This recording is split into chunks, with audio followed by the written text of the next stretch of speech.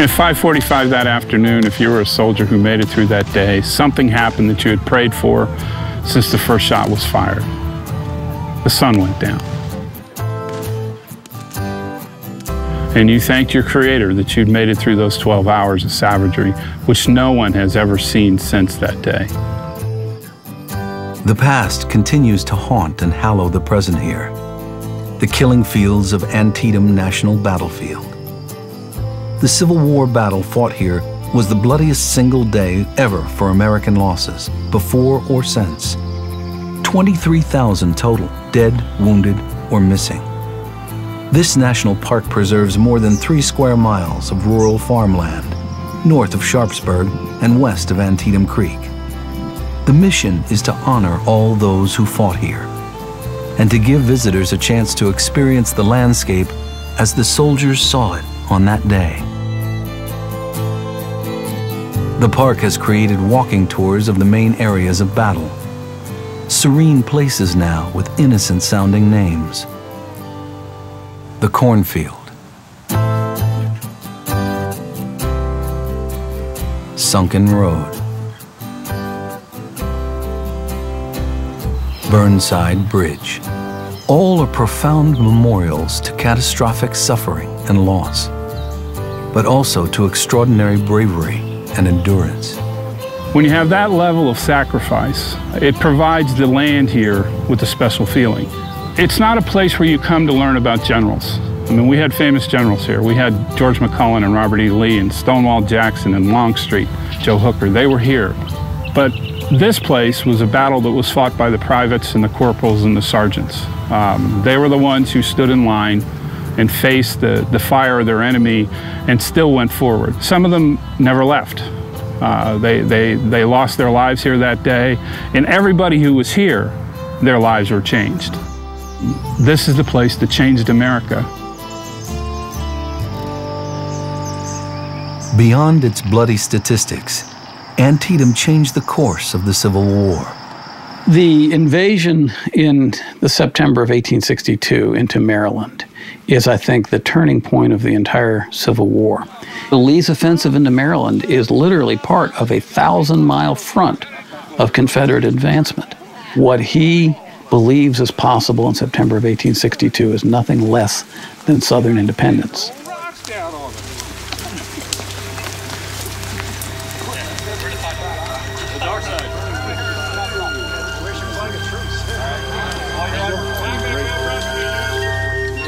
The quiet farmland around Sharpsburg had no strategic importance, but it did have defensible ridges. The two armies positioned themselves across from each other along Antietam Creek. And in many places, the opposing forces lay down to sleep within shouting distance of each other. Private William F. Goodhue later wrote of the mounting tension.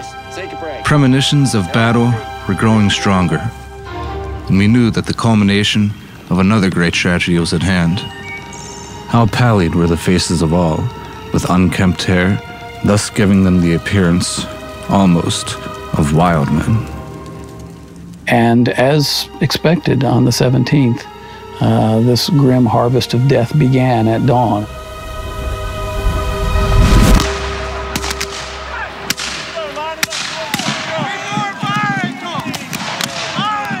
The 12-hour battle moved north to south.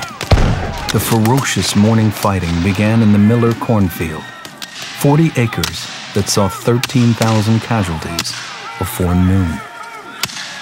Many American battlefields in many places, there are cornfields. But when you say the cornfield, most people get that image of the bloody cornfield at Antietam.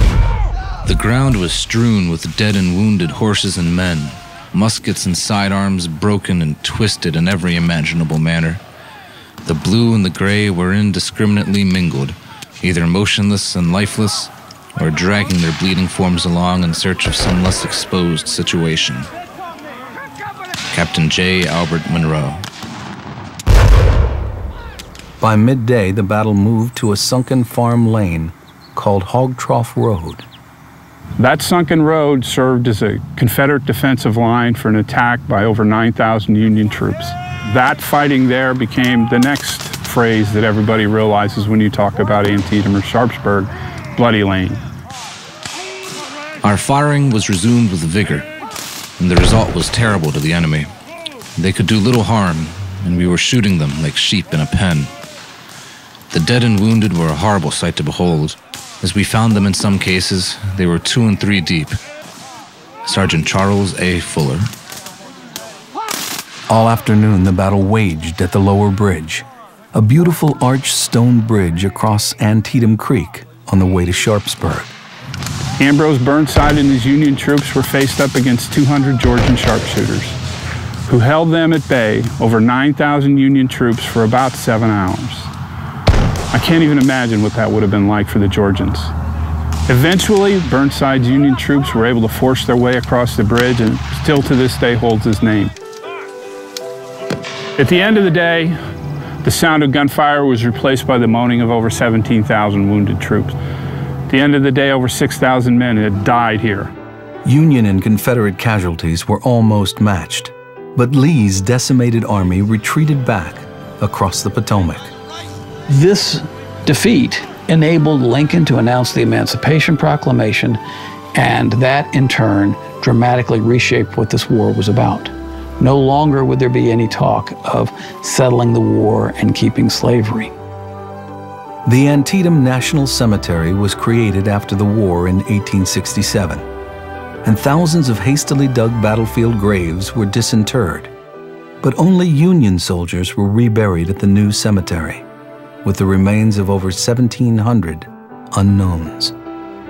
Battlefield grounds preserved by the War Department were transferred to the National Park Service in the 1930s, which greatly expanded preserved acres and protects its rural views. Monuments are dedicated throughout the battlefield, including the Maryland State Soldiers Monument that honors both Confederate and Union soldiers.